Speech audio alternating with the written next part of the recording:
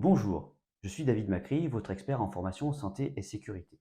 Dans nos magasins ou dans nos entrepôts, nous utilisons des chariots élévateurs. Ils sont pour la plupart électriques et il en existe une multitude de modèles. C'est pour cela que vous posez beaucoup de questions sur quelle est la formation qui correspond à ce chariot. J'y répondrai plus tard. En revanche, ce que beaucoup de personnes ignorent, c'est qu'avant de parler de formation, je vais vous informer sur les documents que vous devez avoir en votre possession, que ce soit au magasin ou dans votre entrepôt concernant vos chariots. Le premier document est le certificat de conformité du chariot. C'est sa carte grise. C'est là qu'on y retrouve sa marque, son modèle, son poids, le poids qu'il peut lever à une hauteur déterminée, ce que l'on appelle la capacité nominale, son numéro de série, etc., etc.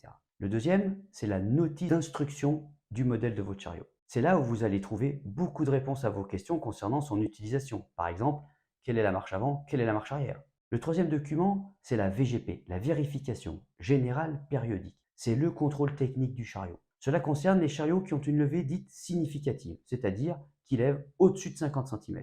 Si c'est le cas, il doit passer un contrôle qui a lieu tous les 6 mois. Pour information, vous trouvez ce document sur la plateforme Sherlock que l'organisme de contrôle met à votre disposition. Attention, il est primordial de vérifier après chaque contrôle que votre outil est conforme et qu'on peut l'utiliser. Ensuite, il y a le carnet d'entretien du chariot. C'est là où les organismes ou partenaires notent les travaux qu'ils ont réalisés dessus. Enfin, et pour conclure, vous devez avoir l'adéquation du chariot. C'est le document qui certifie que ce matériel est bien approprié par rapport aux travaux que l'utilisateur prévoit d'effectuer avec, ainsi qu'aux risques auxquels les travailleurs sont exposés et que les opérations qui sont prévues sont compatibles avec les conditions d'utilisation de l'appareil qui sont définies par le fabricant. Voilà, dans ma prochaine vidéo, je vous présenterai qu'est-ce qu'une formation adéquate et qu'est-ce que signifie une recommandation.